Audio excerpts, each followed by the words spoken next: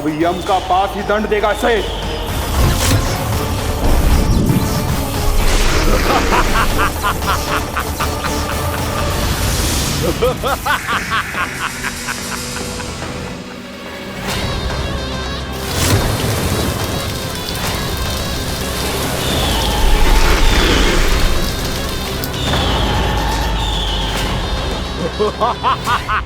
तूने जल की धार को भले ही काट दिया हो दुष्ट, पर हिम में धार नहीं होती। अब मेरी हिम शक्ति तुझे जमा कर नष्ट कर देगी।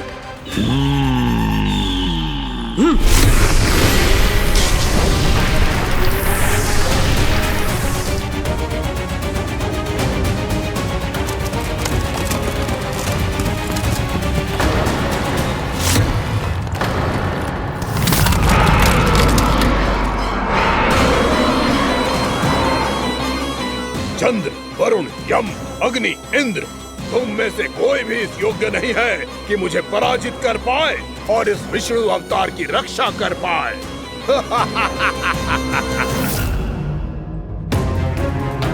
इस असुर को तो देवता कुछ ना बिगाड़ पा रहे हैं। अब क्या होगा खाना का? बकासुर, मैं अपनी किरणों की ताप से तुझे छल्दी छल्दी कर दूंगा।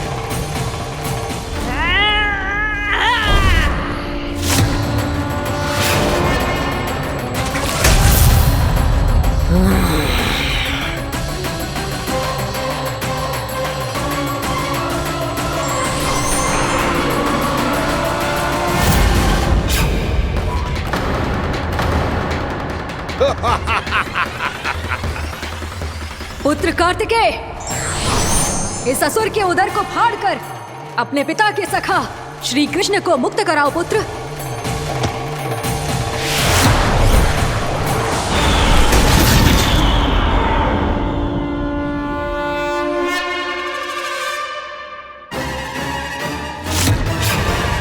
मैंने कहा था, तुम में से कोई भी मेरा बाल भी बांका नहीं कर पाएगा।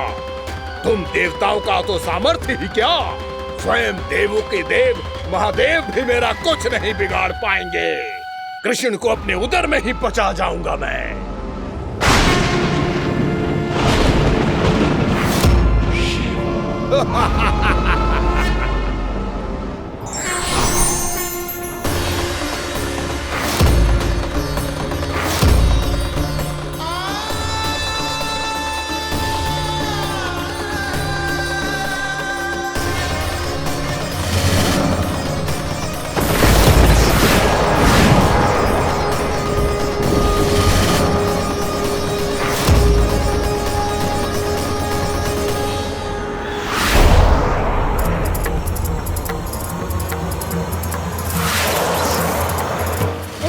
शिव शंकर का त्रिशूल है। एक ही बार में इस असुर का प्राण ले लेगा ये।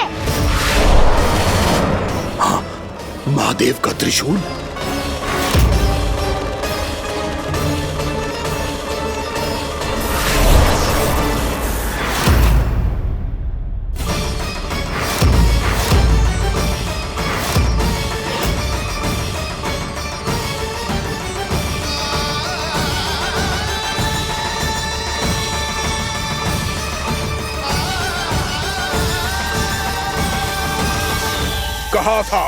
कहा था मैंने, स्वयं महादेव भी मेरा कुछ नहीं बिगाड़ सकते। अजय हूं मैं, अजय।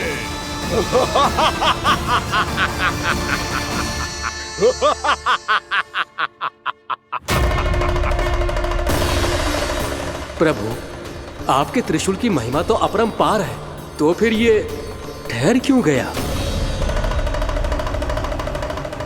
आपने अपने त्रिशूल को वापस क्यों ले लिया महादेव?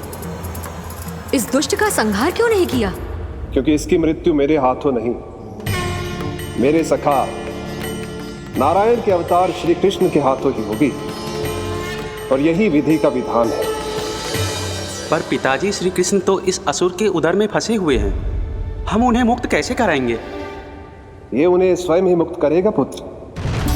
श्री कृष्ण अपने अपमान से क्रोधित नहीं होते, पर अपने भक्तों का अपमान वो क्षण भर भी सहन नहीं कर पाते।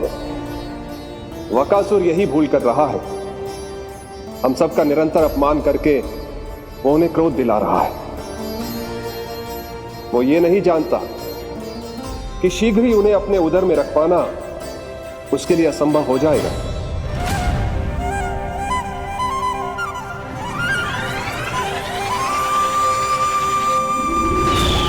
क्या हुआ महादेव? पराजित होकर भी मुस्कुरा रहे हैं। पर अब तो महादेव कहलाने के भी योग्य नहीं रहे आप।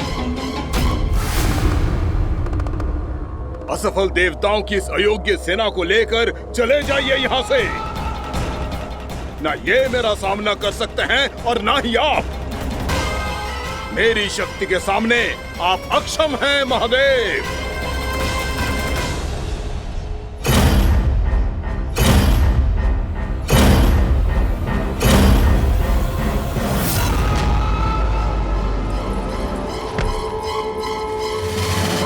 सुधा, जिस दुष्ट ने मेरे लल्ला को निगलो है ना, भीतर से जलेगो, छटपटाएगो, पीड़ा से कराएगो।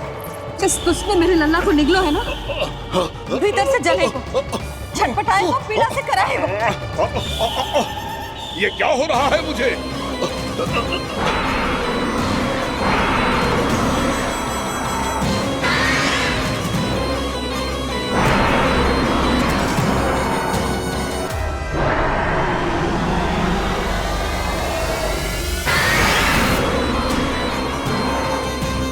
मुझे ऐसा क्यों लग रहा है जैसे भीतर से जल रहा हूं मैं?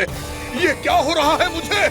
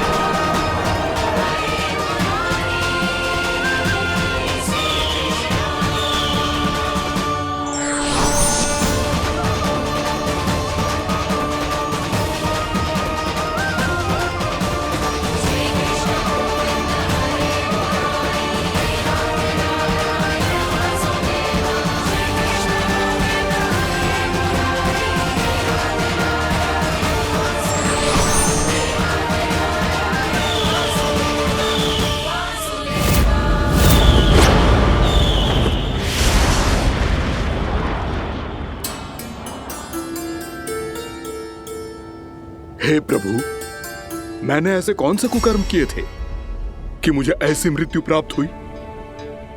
और ऐसे कौन से सुकर्म किए थे? क्या आपके हाथों से मुझे मोक्ष प्राप्त हुआ है प्रभु? सीमित स्मरण करो, हे गिरीश की पुत्र वक्कासुर। स्मरण करो, कैसे अपने पिता की तरह अभिमान से भरे हुए थे तुम। स्मरण करो, कैसे हमें पराजित करने के लिए पूरी सृष्टि को संकट में डाल दिया था तुमने, और हमें विवश होकर पराजय स्वीकार करनी पड़ी थी। स्मरण करो, कैसे तुमने देवराज इंद्र का छत्र चुरा लिया था। पर यह सब भी पर्याप्त नहीं था वक्कासुर। तुम्हारे पापों का घड़ा तब भरा था जब तुमने देवी गंगा के जल में साधना करते हुए जजाली मुनि की तपस्या में व्यवधान डाला था।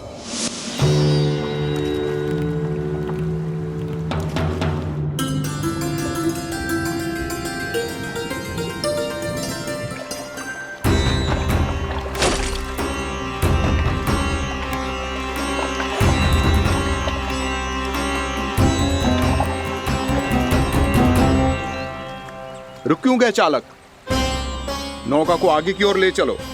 आगे बढ़ना उचित नहीं होगा महाराज। यहाँ से कुछ ही दूरी पर जालजली मुनि तपस्या कर रहे हैं। तो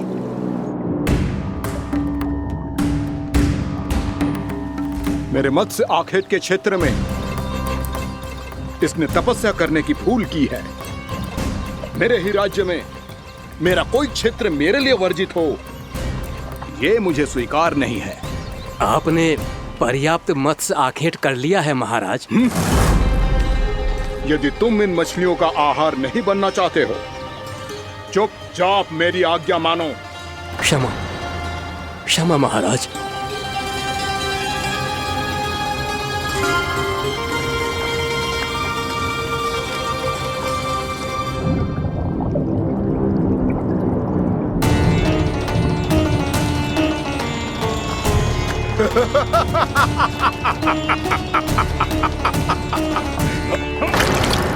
मुनिवर, रक्षा कीजिए, रक्षा कीजिए मुनिवर। हमारे प्राण बचाइए मुनिवर, मुनिवर हमारे प्राण बचाइए।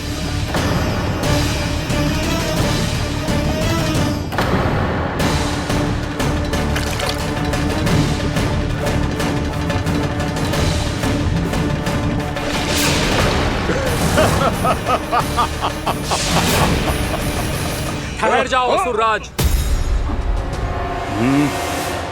इन मछलियों को हानि ना पहुंचाओ। क्यों मुनि? अब मछलियां पकड़ने के लिए मुझे तुमसे आज्ञा लेनी पड़ेगी। तुमने तपस्या करने से पहले किससे आज्ञा ली थी? मां गंगा से, इस जल में रहने वाली सभी मछलियों से। इस उपकार के बदले इन सभी मछलियों को रक्षा करने का वचन दिया था।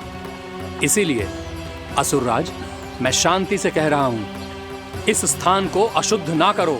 चुपचाप यहां से चले जाओ, नहीं तो इसका परिणाम अच्छा नहीं होगा।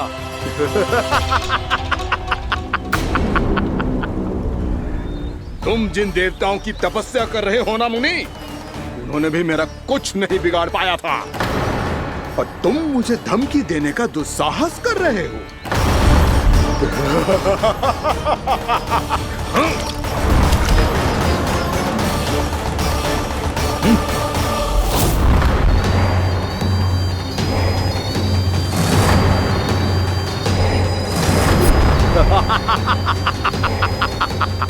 मूर्ख, विचारों से तो तू राक्षस है ही, और स्वभाव से उस बगुले की तरह है जो भूख ना होने पर भी उन निर्दोष मछलियों को आहार बनाता रहता है। इसलिए अभी इसी क्षण से तू वकुला का जीवन जिएगा। ये मेरा श्राप है, ये मेरा श्राप है।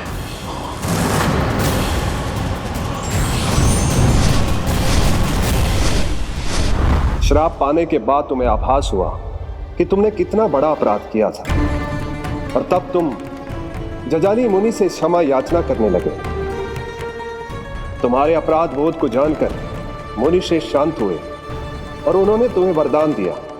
श्राप से मुक्ति का एक ही मार्ग होता है असुर, पश्चाताप। तुम्हें अपने भूल का पश्चाताप है, इसीलिए मैं तुम्हें वरदान देता हूं। तुम्हें मेरे श्राप से मुक्ति अवश्य मिलेगी। स्वयं प्रभु श्री नारायण के अवतार इस बगुले के देह के बंधन से तुम्हें मुक्त करेंगे।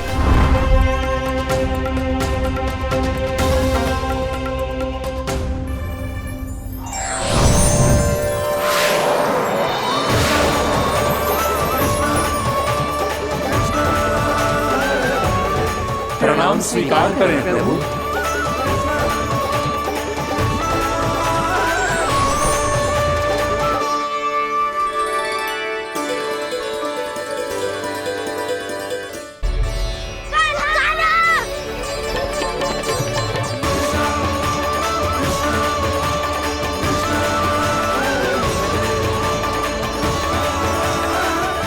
मुझे ना बताओ कि तुम सबने क्या देखा है, चाहे जो देखो है, बस मैया से कछु मत ही बताना। कान्हा!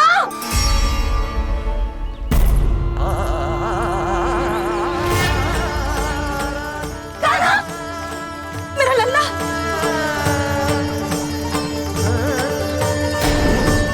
भानु बता रहा था तुझे कोई असुर पंछी निकल गया था। हाँ?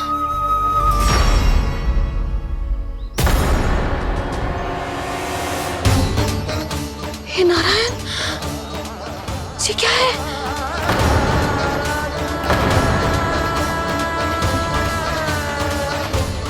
ये सब कैसे हुआ लल्ला?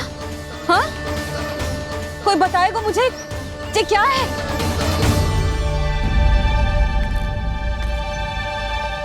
श्रीधामा, मधुमंगल, चिची को सब कुछ बता दो। ये असुर पक्षी मुझे निगलने वाला था रानी भाभी, तभी अंतिम क्षण में कान्हा ने आके मुझे बचा लियो। और ये असुर पक्षी ने कही कि यह है वृंदावन का राजकुमार, नंदराज का लल्ला। इसके होते कोई भी वृंदावन वासियों को हानि ना पहुंचा सकते। रानी भाभी, कान्हा ने अपने प्राणों की चिंता ना करी और इस क्रूर राक्षस से भिड़ गयो और इस राक्षस पक्षी ने इसे निगल लियो। इतना पर्याप्त है भोला काका, सब कुछ बताने की आवश्यकता नहीं है। ये सब देख के सारी बालक मंडली इतनी व्याकुल हो गई कि सबने अपने प्राण अर्पित कर दिए और इस असुर पक्षी से कहे कि हमें खा लो और हमारे सखा को छोड़ दो। इन बालकों का पराक्रम देख के सभी देवतागण यहाँ आ गए और उनके हृदय भी पिघल गए और उन्होंने इस राक्षस पक्षी से युद्ध करके इसे मार गिराया। देवताओं के राजा इंद्र के वज्र का प्रहार तो मैंने अपनी आंखों से देखा है ताई जी। और फिर उसके बाद अग्निदेव ने अग्निवस्त्र का प्रहार किया। जय ना काकी, वरुण देव, कार्तिकेय, यमदेव सबने मिलके युद्ध किया इस राक्षस से। कहा था अभी मत बोलना। अरे सब मिलके फंसा दोगे मुझे। भद्रकाली, हमारे शिव शंकर भी आए थे छोटी माँ। जाओ आप भी। बाबा साईता, मुझे लगता है कि ये कान्हा भी इन्हीं देवताओं में से एक है। संभव तो है चीची। स्मरण है, पूतना और तृणावर्त के आक्रमण के समय भी ऐसा ही हुआ था। सभी राक्षस मारे गए थे, पर अपने कान्हा को एक खरोच तक न आई थी। हाँ जीजी, मुझे लगता था कि श्री नारायण की विशेष कृपा है हमारे कान्हा पे, पर अब तो देख के लग रहा है कि हमारा कान्हा ही स्वयं श्री नारायण है। या फिर उनका अवतार है ये। अरे बस करो तुम सब, ऐसा कछु ना है। अरे जितनी बात सुनी है उससे तो यही लग रहा है कि कान्हा देवताओं और असुरों की युद्ध के बीच में फंस गया था। उसका इस सब से कोई लेना देना ना है। तो फिर इसके तन पे एक भी खरोच क्यों ना आया नंदराज? हाँ,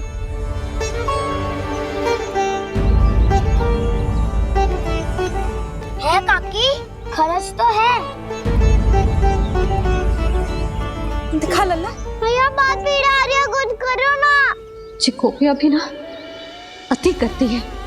श्री नारायण का अवतार हो तो इतनी तनिक सी खरोच पे ऐसे रो तो क्या?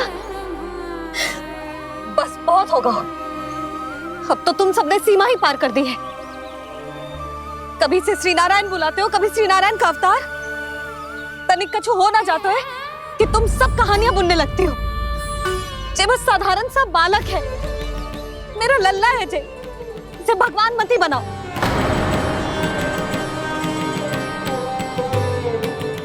और तू, क्या आवश्यकता थी तुझे यहाँ आने की? हाँ, वो भी मुझे बिना बताए। मेरे साथ छल करके आए हो तू। अब तू घर चल, ऐसा दंड दूंगी ना कि मैया बहुत पीड़ा हो रही है। मैया बहुत पीड़ा हो रही है मैया। हाँ नन्ना, तू घर चल, मैं तुझे औषधि लगा दूंगी। हल्दी का लेप लगाऊंगी ना, झट से ठीक हो जाएगा। चल चल।